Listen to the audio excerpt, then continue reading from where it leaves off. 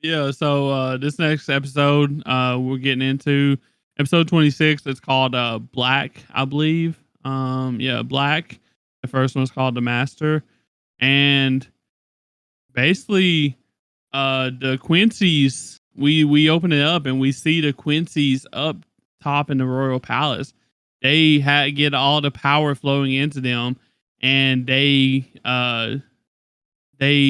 is it called Stern Ritters? The power, or is that what they're called when The they get Stern, the the, power? the Stern Ritters are just all of the Quincy's in Okay, yeah, yeah, Yuhabaha's army.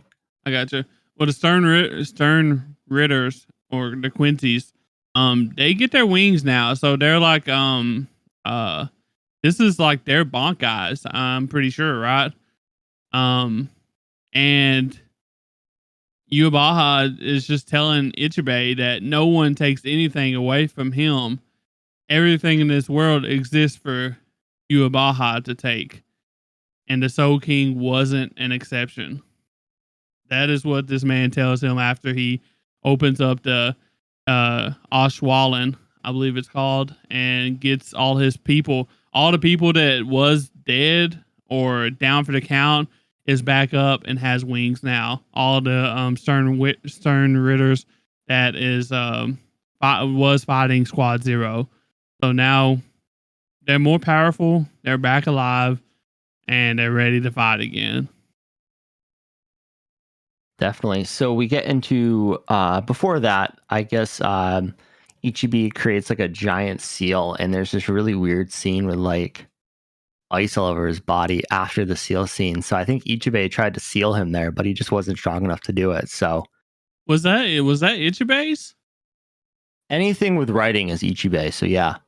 Oh, see, for some reason I thought that was Yuabaha's thing. So Ichibei actually tried to seal him. Okay, Yeah. I mean, hey, he tried that to pull a makes little more Naruto, you sense. know? Okay, and you think that's what the body and ice was? I think so. That's kind of the vibe I got, but I'm not sure. Okay, yeah, we all this was happening kind of a little bit fast, so but it was really good. Uh, but yeah, all the people, Lila Barrow, which was the sniper, uh, he's back, and he was down for the count.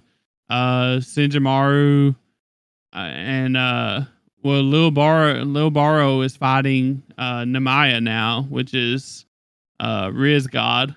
Um, and Sinjamaru, the seamstress, is, wait a second, I skipped something. Yeah, so that's the scene where Lily Barrow basically shoots Namaya in the shoulder and then proceeds to shoot him in the chest with his abilities. So his new ability with his awakened powers is called X-axis. So there's There no we go. bullets. So everything between him and his target will be taken out. And so he gets pieced up pretty good. He gets two pretty, softball sized holes in him from this attack. And Senjamaru kind of grabs him and heals him up using this weird, like, it looked like cotton, like a ball of cotton, but she sews it into him and heals his flesh, which is such a broken power, dude. Yeah, I thought it reminded me like putty, Okay. but cotton makes more sense because she is a seamstress. So But yeah, and then Curio puts a massive, massive birdcage back up. So birdcage 2.0. And then we get into a lot of boxing. We see Valkyrie attack Senjamaru, but it doesn't work. Basically, all four of these Royal Guard members are doing 1v1s right now. They're like each in their own little domain of the birdcage, if that makes sense, or the womb as they're calling it too, which kind of weird in my opinion. But so Valkyrie's going after Senjamaru. He's trying to attack her. It doesn't really work. Senjamaru pins him down and attempts to kill him with her needle, and the needle just goes right through him. Like it doesn't even go, like it doesn't pierce him. Sorry, it can't affect him. He's just that jacked up on this, all this reishi he's absorbed. We have Curio attacking Pranita. Pranita, also known as PP, the shadow guy. Pranita is just absorbing and basically eating Curio's attacks, which is crazy. She tries to seal him up, and he just does his magic where he condenses everything down to a small ball. Tenjiro is fighting Nak Lavar. We got blood v blood battle going on. That's a really good matchup too, honestly. Yeah, it was really fun. We forgot to mention that in the last episode, Tenjiro used it was like red water instead of clear water for his hot spring magic, which replaced all the blood in Namaya's body after he was poisoned. So they're going at it. Perfect matchup for Tenjiro. He finally gets in front of him, only for him to vault over him and shoot him through the torso with an arrow. We got Namaya going at it against Libaro, and Namaya has like a big brain plan here. He's like, all right, I'm going to have Yuhabaha in the background behind me so you can't use your attack. But I guess he didn't understand what Lily Barrow was really saying there, because how his attack works is anything between him and his target, not behind it. So he basically goes to defeat Lily Barrow and gets boxed up. He gets shot and goes down, and Yuhabaha is never in any danger there. We get back up to Ichibei versus Yuhabaha. He uses Secret Hado number 3 or Teppusadu. It's like this crazy dragon fire beam. Shit was hard. He used that to defeat Yuhabaha's shield he put up and grab his neck. Yuhabaha starts trying to absorb Ichibei, but Ichibei, like this whole episode was just so fast paced. Like, we're kind of running through it quick, but you got to watch it, is what we're saying, you know? And then after that, Ichibei uses black, and this ability is broken. So basically, this is his Bankai, and anything he paints over with this black paint is turned. He can basically give it a new name, and he gives Yuhabaha the name Black Ant, basically saying, "You're as strong as an ant now, buddy. Good luck keeping up with me." I love that. I love the shit talking, man. This episode was nothing but shit talking. Dude, Ichibei's got freaking. He's a wordsmith when it comes to talking shit. So after that, the birdcage starts to crumble because Curio was defeated.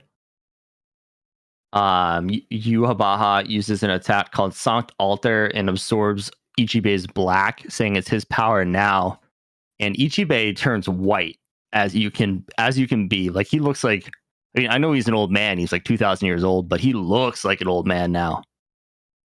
And Ichibei, with his ability, basically sucks up the black from everything else, you know? Gets his powers back.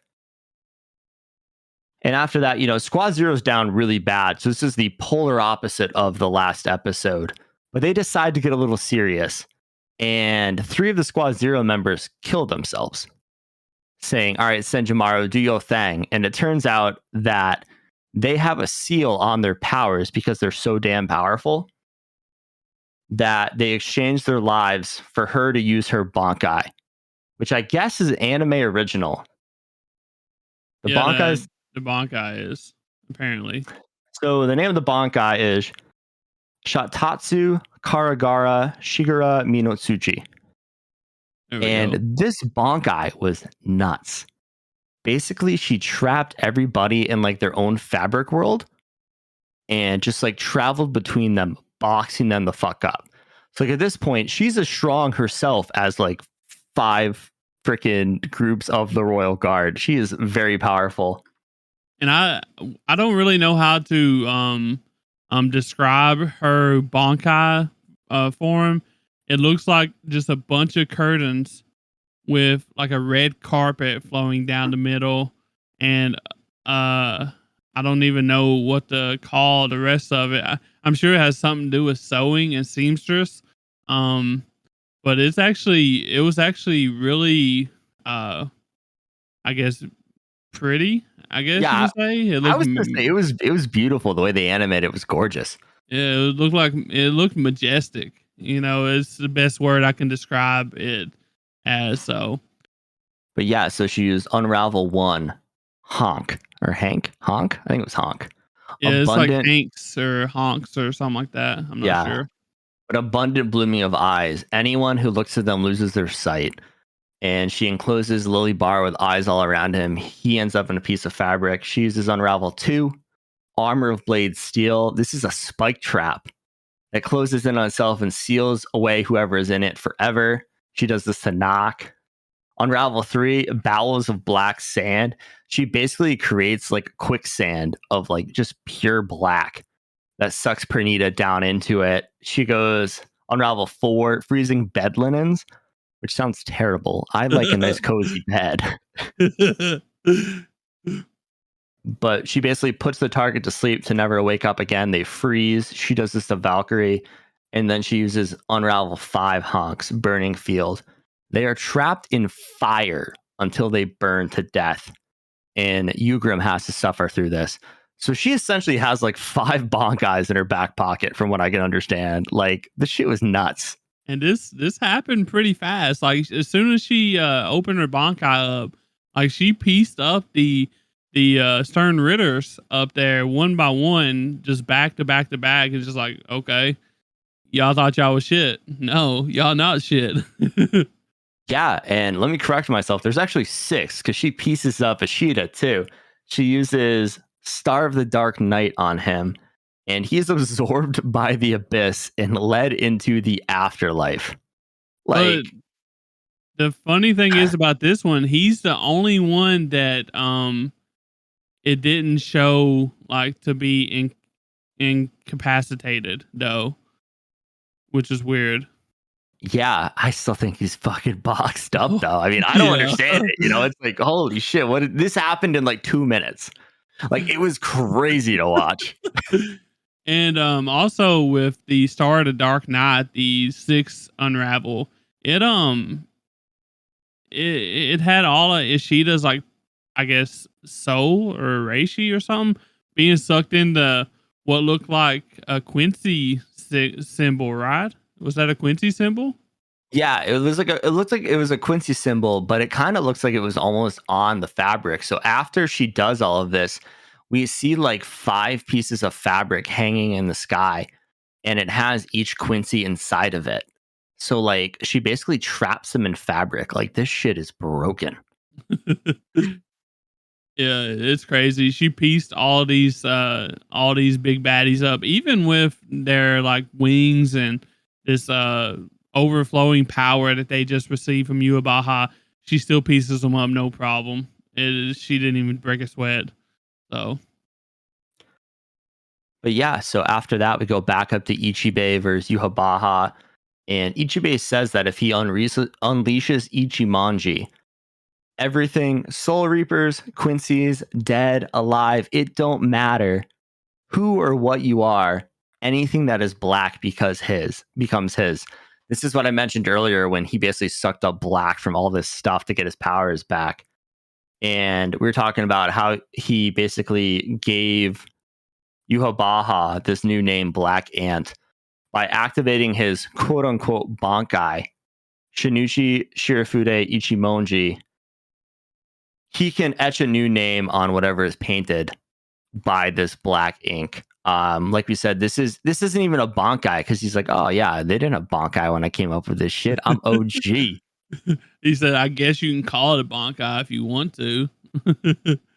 But he mentions that Yuhabaha has the power of a frail, feeble black ant, crushes him with this giant foot, and we see Yuhabaha basically start free falling, like he's done. You know, it was crazy to see, and seeing the big baddie of like this entire arc get pieced up like that. I'm interested to see where it goes in the next season.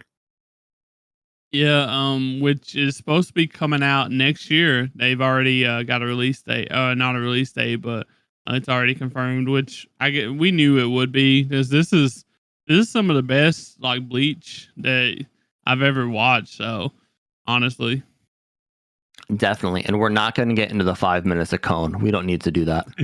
yeah. Apparently, they had like a after credit scene of Cone, and I was New York, expecting baby.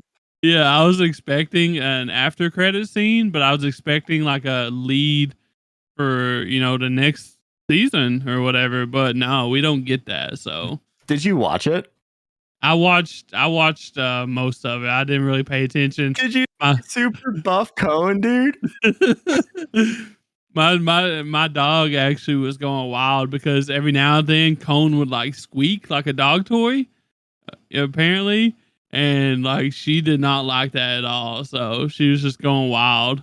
I can't blame her, man.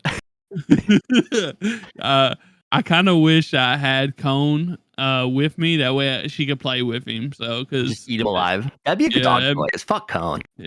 yeah, that made me mad. Honestly, I was like, I want to see kind of what's gonna happen. What we're expected to see coming next next season, and we just didn't get any of that. We got a bunch of bullshit. So